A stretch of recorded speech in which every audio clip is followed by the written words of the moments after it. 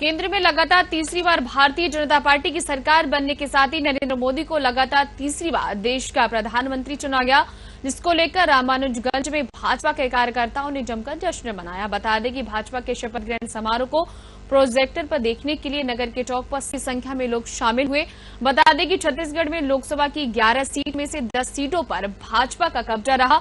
वहीं रामानुजगंज विधानसभा से लगभग 43,000 वोट की बढ़त से भाजपा को जीत मिली। इस मौके पर तीनों विधानसभाओं में भाजपा के प्रदर्शन को लेकर मंडल संयोजक और कार्यकर्ताओं से साधना न्यूज के संवाददाता राकिब खान से खास बातचीत की गई। नरन साई चौक पे मौजूद है। यहाँ हमारे साथ जो है मंडल अध्यक्ष शर्मिला गुप्ता जी मौजूद हैं। हम उनसे जो है बात करेंगे कि केंद्र में लगातार तीसरी बार नरेंद्र मोदी जी की सरकार बन रही है, तो इस बारे में उनसे कुछ बात करते हैं। सबसे पहले आपका सम्मान नरेंद्र मोदी जी की सरकार जो है तीसरी बार केंद्र में, कैसा? हमारे माननीय मोदी जी तीसरी बार सरकार बने हैं। हमारे छत्तीसगढ़ में पूरा खुशियां का लहर हुआ है और आज हम नरन साई चौक पर हमारे माननीय मोदी जी का शपथ ग्रहण का कार्यक्रम हम ही पूरे कार्यकर्ता जनता हम लोग यहाँ पर बैठ के देखे और हमारे पूरे छत्तीसगढ़ के सभी और हमारे जो माननीय रामविचार नेताम जी के जो यहाँ उनके क्षेत्र है, यहाँ से हमारे सभी कार्यकर्ता बहुत ही खुश हैं और यहाँ चौक पर सभी हम लोग एक दूसरे को मिठाई खिलाकर बम पटाखा फोड़कर खुशियां का संदेश दिए और हमारे यहाँ सभी हमारे जो युवा मोर्चा के साथी, हमारे मंडल के सभी पदाधिकारी, हमारे भारतीय जनता पार्टी के सभी महिला मोर्चा के सभी हमारे बहनें यहाँ उपस्थित थी। हमारे माननीय मोदी जी का तीसरी बार सरकार बनने के बाद हम सभी को पूरा आशा और विश्वास है कि इस बार हमारे रामानुजगंज क्षेत्र में हमारे माननीय रामविचार नेताम जी के क्षेत्र में पूरा विकास का गंगा बहेगा और हम सभी को आशा और विश्वास है। अगर हम बात करें तो जो है छत्तीसगढ़ में 11 में से 10 सीट, तो कौन सा फॉर्मूला जो है बीजेपी के लिए कारगर साबित हुआ? निश्चित ही छत्तीसगढ़ की जनता ने पिछले 10 साल का कार्यकाल मोदी जी का देखा है। देश में एक ही नेता है जो 100% ट्रस्टेड है, जो मोदी जी बोलते हैं वो करते हैं और छत्तीसगढ़ में भी मोदी जी की गारंटी पुनः चली और 11 में से 10 सीट पे लोकसभा हम चुनाव जीत कर आए। अगर बात करें जो है सरगुजा लोकसभा की, तो चिंतामणि महाराज जी जो हैं लगभग 64,000 वोटों से जीते हैं, लेकिन अपने ही गृहग्राम में जो है सामरी विधानसभा से जो है लगभग 600 वोट से पीछे चले, तो इस बारे में क्या कहाँ चूक हुई?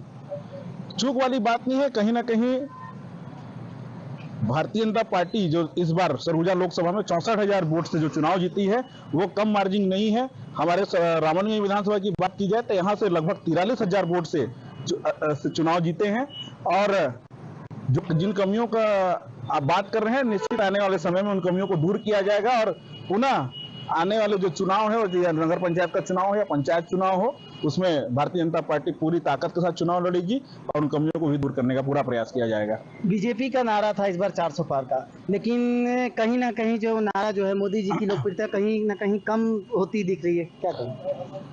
मोदी जी की लोकप्रियता कहीं भी कम नहीं हुई है। आज देश का सबसे बड़ी पार्टी 240 जो सांसद हैं वो भारतीय जनता पार्टी से चुनकर आए हैं और आज हम देश के सबसे बड़े लोकतंत्र के सबसे अधिक सांसदों वाली पार्टी है। मोदी जी की जो लोकप्रियता है वो कहीं भी कम नहीं हुई है। इस पर निश्चित ही आज उसी का परिणाम है कि पुनः तीसरी बार मोदी जी नेता बनकर भारत के प्रधानमंत्री के रूप में चुने जा रहे हैं। अगर अयोध्या सीट की बात की जाए तो जो एक बीजेपी का नारा था जो राम को लाया हम उसको लाएंगे, लेकिन अयोध्या सीट ही बीजेपी हार गई, इसके बारे में क्या बोलेंगे? नहीं, ऐसी बात नहीं है। अयोध्या सीट में कुछ न कुछ हम लोगों की कमी रही होगी जो कि उसको सुधारने का प्रयत्न किया जाएगा।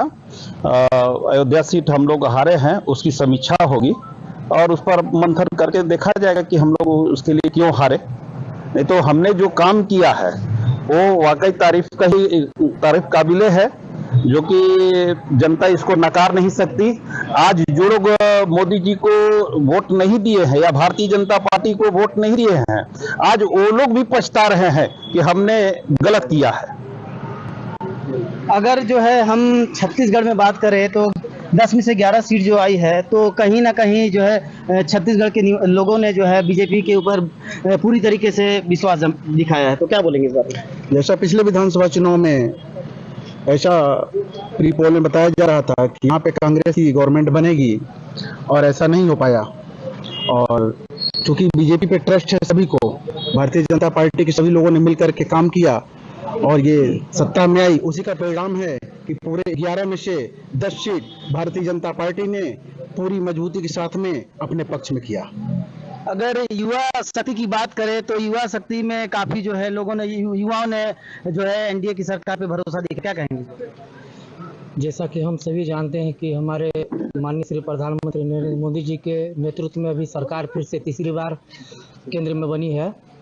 तो जैसा कि बहुत ही प्रकार से रहा हमारा छत्तीसगढ़ से लेकर नेशनल लेवल तक हर जगह पर युवाओं के बीच में माननीय श्री नरेंद्र मोदी जी के नेतृत्व में उन्होंने अपने स्तर से हर युवा के बीच में, चाहे वो किसी भी उम्र के हों, सारे लोगों के साथ बैठे, बात के सारा चीज़ किए और साथ में उनके बातों को समझा और समझकर सारे कार्यों को अंजाम उन्होंने दिया।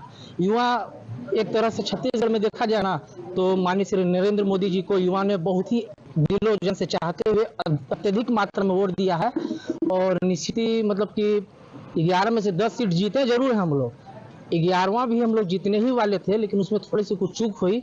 नहीं तो हम छत्तीसगढ़ की बात करें तो कौन सी योजना है जो सबसे ज्यादा कारगर है? छत्तीसगढ़ में जब से सरकार बनी है तब से हमारे महिलाओं के लिए हमारे छत्तीसगढ़ की सरकार बहुत सारी योजना लाए हैं, जैसे कि उज्ज्वला गैस योजना और हमारे आवास हुआ और ये शौचालय का, और अभी तो फिलहाल में हमारे महतारी वंदन का जो योजना चलाए हैं हमारे माननीय मोदी जी, जो हमारे महिलाएं घर घर के एक महिला 1000 पा के बहुत खुश हैं।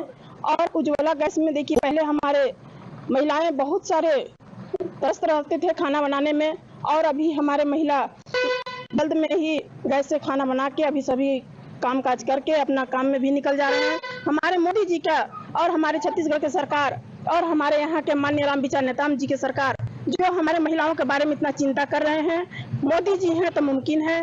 हमारे मोदी जो अगर युवा की बात करें तो इस बार जो है काफी युवाओं ने जो है शपथ ग्रहण, जैसे चिराग पासवान जी ने मंत्री पद का शपथ लिया, तो क्या बोलेंगे इस बार युवाओं को एनडीए की सरकार में कितना फीलिंग है? देखिए, पिछले 10 साल में लगातार, चाहे वो शिक्षा की बात की जाए या रोजगार की बात की जाए या रोड सड़क बिजली की बात की जाए, मोदी जी की सरकार 10 गुनी रफ्तार से काम किया है। 10 साल में जहां कभी एम्स की स्थापना 1 हुई थी, पर मोदी जी की सरकार में 2014 से 24 के बीच में वो 10 गुना बढ़ गया।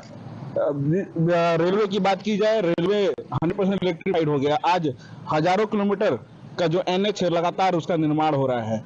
तो रोड सड़क बिजली, स्वास्थ्य, एजुकेशन, स्किल डेवलपमेंट की बात की जाए या विभिन्न योजनाओं की बात की जाए, चाहे वो PM विश्वकर्मा योजना हो या मुद्रा लोन योजना हो, कई ऐसे योजनाएं हैं जिसमें युवाओं को लगभग घंटा 2 घंटा में भारी भरकम लोन मिल रहा है। युवा कौशल का विकास कर रहे हैं और स्वरोजगार की ओर आगे बढ़ रहे हैं, जिसको लेकर मोदी जी पर युवाओं ने भी ट्रस्ट किया। और इसी का परिणाम है कि मोदी के मंत्रिमंडल में चिराग पासवान जैसे कई बड़े लीडर जो हैं, युवा जो हैं, आज कैबिनेट मंत्री के रूप में शपथ ले रहे हैं। आज हम रामानुजगंज के नरेंद्र साय चौक पे मौजूद हैं। यहाँ हमारे साथ जो है मंडल अध्यक्ष शर्मिला गुप्ता जी मौजूद हैं। हम उनसे जो है बात करेंगे कि केंद्र में लगातार तीसरी बार नरेंद्र मोदी जी की सरकार बन रही है, तो इस बारे में उनसे कुछ बात करते हैं।